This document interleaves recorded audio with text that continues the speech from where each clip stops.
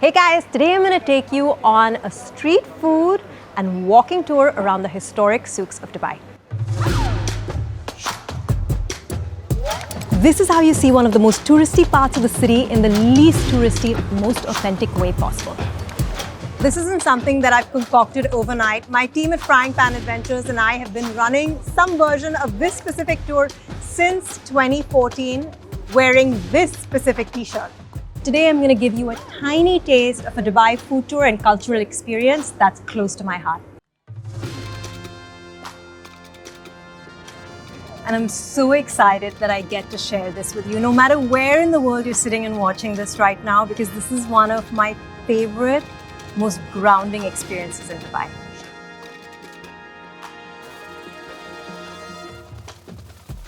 I'm starting off on the north side of the Dubai Creek in Al Ras Deira. Ras literally just means the head or the cape, and it makes sense when you look at the map. Now, this is the first food stop and it's in the complete opposite direction of where the tourists hang. So I will drop a link to the location in the video description, but Google Maps is pretty iffy in these narrow alleys, so there's no guarantee that you'll find it. Sorry.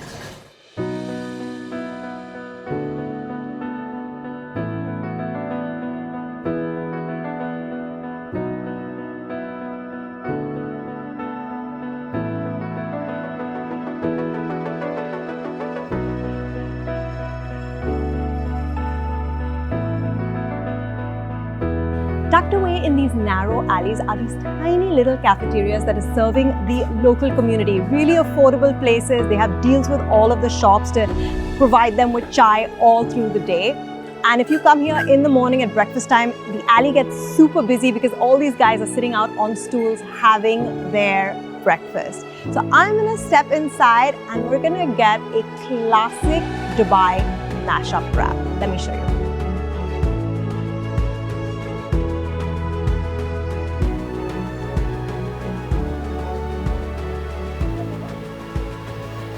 Always so hectic here. There's constantly people coming through to place their orders. What I'm gonna get is a classic Dubai wrap, which starts out with a Keralite style Porotta, because most of these cafeterias are run by the guys from Kerala, the southernmost state of India. There's a huge community of people from Kerala here in Dubai. So Keralite Porotta, it's a flaky flatbread which is made with white flour. It's really stretchy and elastic, and it makes the perfect vessel for any kind of filling. On that, he's gonna smear some cream cheese, he's gonna add an omelette, and then he'll hit it with chips Oman, the spicy potato crisps from Oman, and then the final flourish of dakous, the hot sauce. It's more of a Louisiana style vinegary hot sauce. So you have all of these elements from different parts of the world, and that is classically Dubai.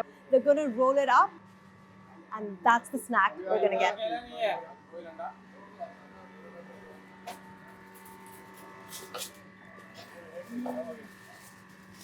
Thank you. All right, let's eat this baby.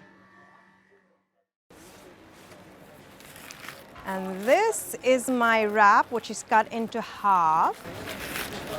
My classic Dubai wrap. And this cost me a grand total of 6 dirhams.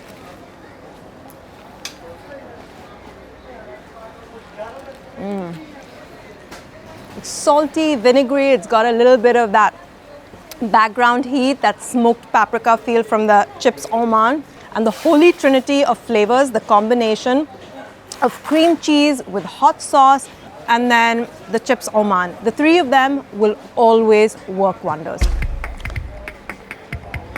Hey, if you enjoy this kind of authentic food content, then do all of the things with that like button, subscribe, click the notification bell. It really helps push this video out to more people like you who enjoy this kind of storytelling. And with that, let's hit the spice souk and inhale some spices. That didn't sound right.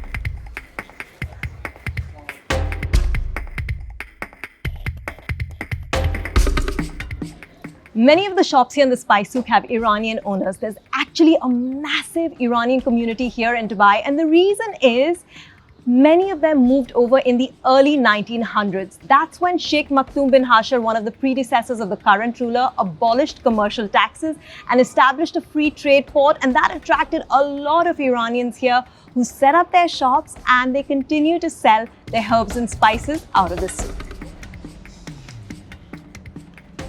This instantly opens up all of your nasal passageways, all of your sinuses. This is menthol. It's one of the things I will always inhale when I'm feeling sniffly or congested, or I have an incoming migraine. Menthol is essentially crystallized mint oil, and this is one of my favorite things to get in the souk, hands down. Except that I don't usually burn it this way. I put it into boiling water and I take steam with it. I feel cured. That was menthol. I still have 3 of my other favorite things to show you at the souk. But what I wanted to share is that when we as frying pan guides come to the souk, we're not just showing people the herbs and spices and just kind of pointing them out. We play a game called bingo or spicy bingo, and I don't want to reveal any more because it ruins the surprise element of the tour, but hopefully one day you get a chance to join so you can experience what that is in person. All right, let's go and check out 3 more things that I love, one of which is here. This is one of the most intriguing and weird looking things that you will see in the souk, and it's called Keff Maryam, or the hand of Maryam, because they say the Virgin Mary held on to this while giving birth to baby Jesus as a way of relieving her childbirth pains. So this is typically used in a labor room. When the woman is going through labor, it will be put into hot water. It's essentially a dormant resurrection plant. And when you put it in water, it will be resurrected. It'll unfurl, and then they give the woman a couple of sips of that tea basically, in order to sort of relieve her pains. But it has a lot of other uses around fertility as well. That's Keff Maryam for you. Let's talk about the common spice cinnamon. And you're probably like, why is she telling us about cinnamon? Doesn't everyone know about this? The thing is, this is one of those things that always misleads people. So you think you're buying cinnamon when you're buying this, but actually you are buying a different species. This one is Cassia bark, and it's spicier. It's got a little bit more pungency to it. It has a higher degree of coumarin in there, which can be toxic if it's consumed in massive quantities, which usually you wouldn't. I mean, if you were taking a supplement, for example. The real deal cinnamon is about 3 times the price. It comes from Sri Lanka. We're talking about Ceylon cinnamon or Cinnamomum verum, and let me show you what that looks like. It's usually not going to be kept outside in the souk. They will keep it in a special enclosed plastic bag inside the shop because that stuff is precious. So this guy is the real deal Ceylon cinnamon, and if you look close, you can see that it has multiple quills. This one is more brittle, it's more delicate, it has a sweeter, more subtle flavor than the cassia bark that I just showed you. And whenever we talk about the health benefits of cinnamon, we really are talking about this guy. Now this one, if I had to estimate what a price range would look like, I pay about 10 dirhams for 100 grams of this stuff, and this is the one you want to buy. For the last one, we need to go inside because I am not leaving the spice souk without showing you real deal saffron. Remember I told you about the Iranians coming over into Dubai? Well, turns out the Iranians have the largest supply of saffron in the world. So we get some of the best quality saffron right here in Dubai at incredible prices. Amir bhai, can I see your best saffron, please? He went right for the jar of super nagin. Nag is from the word gem. It's gem quality saffron. We're talking about deep crimson threads of saffron, each of which have a trumpet shape. So it's really the stigma in the Crocus sativus flower. If it was just orangey yellow threads, which I know often you get around the world, that's lower grade. Or if you just see a uniformly thick thread, I'm not even sure what exactly that is. It should have a little bit of that trumpet on one side because it is a plant product. It's the stigma, as I mentioned, of the Crocus sativus flower. The test to check whether it's real deal saffron or whether it's a colored fake is you immerse it in water. If it releases color instantly and the water becomes red, then you know that it was fake, that was dye, because saffron will release this yellow hue very gradually into the water. I needed that water.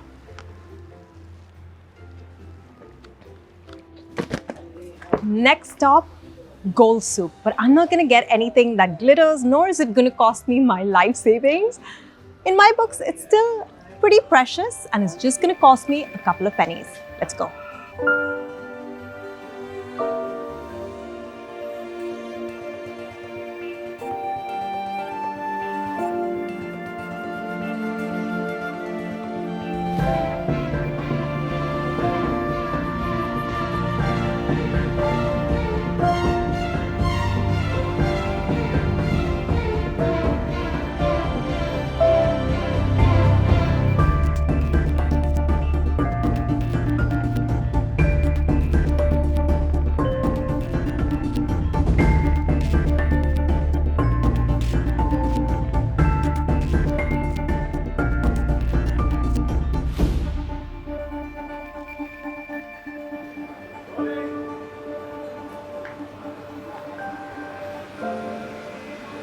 I will never visit the Gold Souk and not make a stop at this specific bakery. It's tucked away in the back alleys and it's one of those corner bakeries that supplies bread to all of the bachelors in the neighborhood. For a dirham and 50 fils, they can get piping hot, fresh bread out of the ovens. I'm gonna get one of the stuffed breads that I always get when I'm here. It's gonna be creamy and cheesy and sticky and gooey, a little bit childish.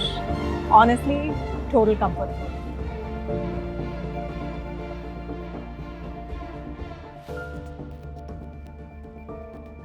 Thank you. Wow, look at that. My thighs are burning because this is so piping hot. Whew. But that's the best way to enjoy it. So I got the cheese and honey stuffed bread. And I am gonna attempt to tear it apart. Whew. And because it's been drizzled with honey, the honey has become molten hot. Wow, there we go.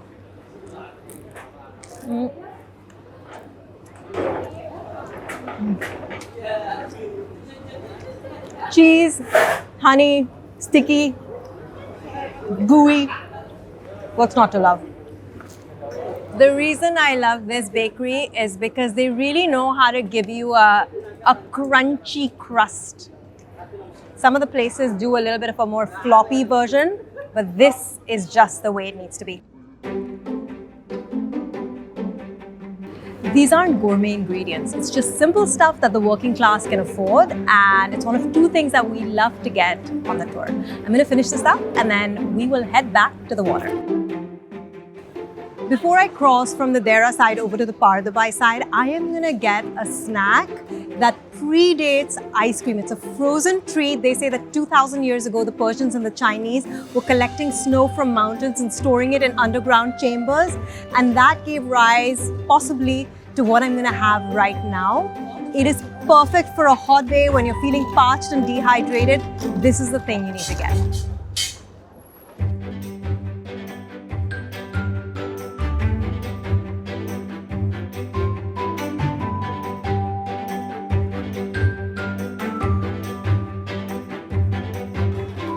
This little cafeteria has been around since 1952, and while it looks like just a juice cafeteria, I'm gonna get me some frozen, sweetened, lemony, rosewater infused noodles.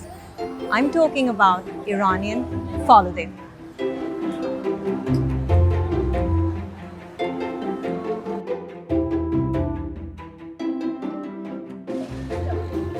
This is the Faloodeh, and I never delegate the syrups to anyone. This is what you need to control. So we have a lemon juice and I go really heavy with that. So it's really sour and refreshing. And then I put just a tiny drop of this rose syrup, more for color than anything else. And then I don't add more rose water because there's already rose in there. Spoons, and then we're ready to run away. Maybe I should pay him as well.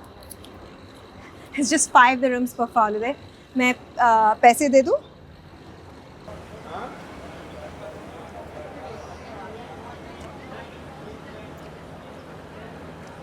For 5 dirhams, this is the most refreshing thing that you will find in the souks. Let's head over and cross the creek.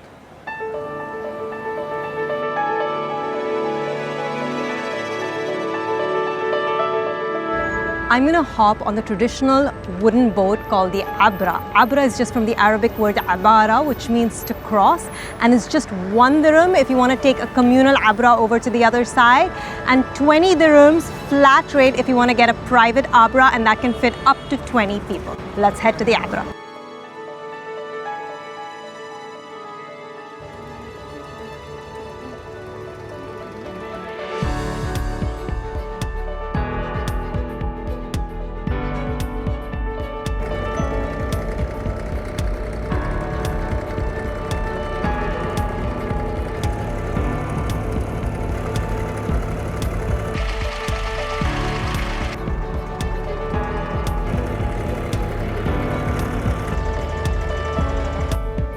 I just crossed over from the Deira side over to the south side of the creek, Par Dubai, and this side has a distinctly Indian feel to it because this is where the rulers invited the Indian cloth merchants back as early as the 1920s to settle here and set up their shops. And this is why you have the textile souk right here.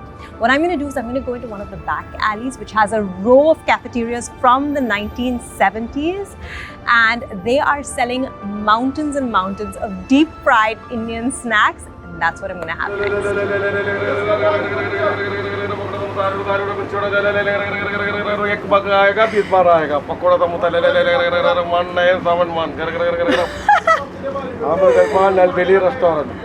Hamid Khalfan, Dalil restaurant, they've been around since 1971. That's even at the time that the country became a country, basically. What we're gonna do is we are gonna get some samosas and pakodas. Thoda samosa pakoda dena. Fresh hai? Fresh, Whoa. fresh. Okay. That's it.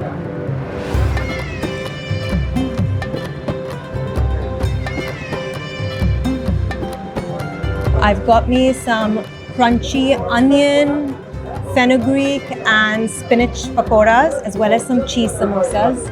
And yeah, you just sit out here and eat. What's amazing is not just all of the deep fried energy and frenzy happening in front of me, but the wall behind me, because this is one of the old walls of the souk and it has entire corals that are studded into it. Back in the day, corals was one of the building materials that was used.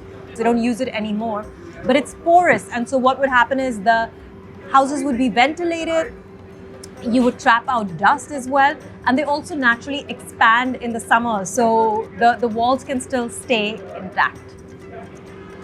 So definitely make sure that you get a close look up if you're in this souk. I'm going to head out of this alley and start walking through the main souk, which means that I am going to be surrounded by pashminas. But there's a little trick to figuring out whether a pashmina is the real deal or not, and that's what I'm going to show you.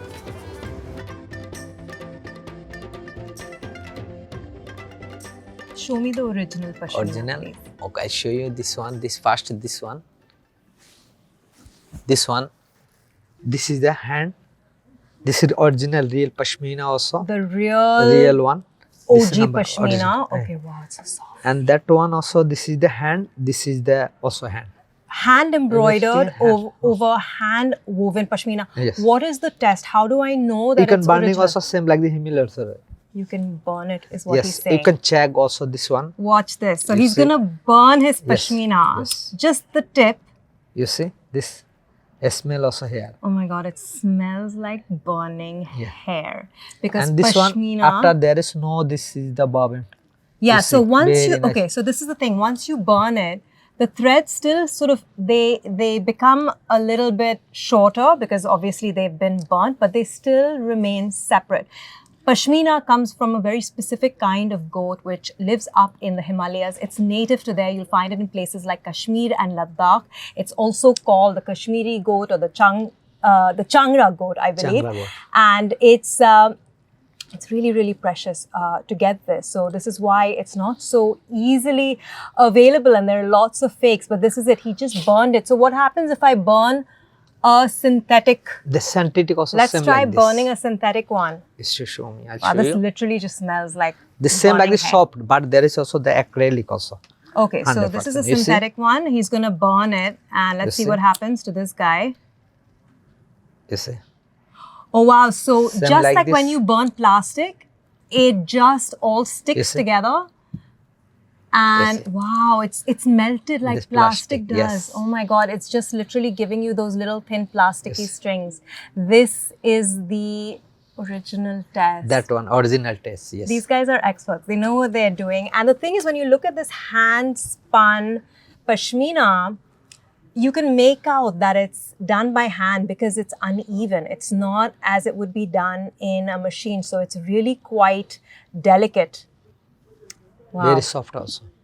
Yeah, so now you know where to get original pashminas. Original pashmina. And there are 2 pashmina houses in the souk, which is confusing. And only one of them is the real deal. And you guys are next to Beit Al Wakil. Baitul local, yes. Amazing. So now you know where to get the real deal pashminas.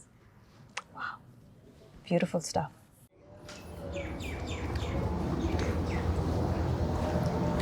What a lot of tourists don't realize is that the front alleys of souks are just for them, for tourists. If you want the real, local, authentic vibe, you've got to get out of the main alley and step into the back alleys because that's where the vibe completely changes.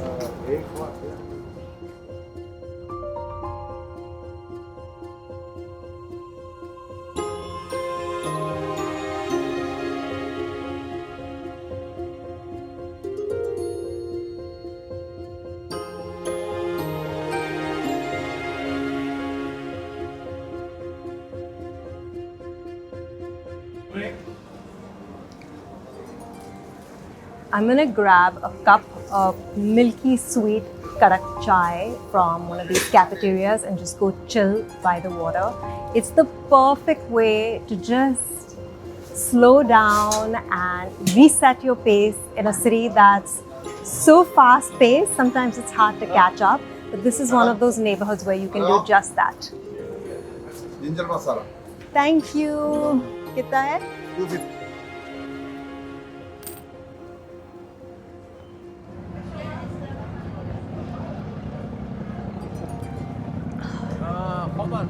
There's so much more to explore in the souk, so many more alleys and stories. If I had to share all of them, this video would be over 3 hours long, but I hope you enjoyed exploring the souks with me. And if you want more of this kind of local authentic experience, then tap the screen because I will take you to a completely different neighborhood where we do a deep dive into Emirati food and traditions. Until I see you there, forks down, sleeves up.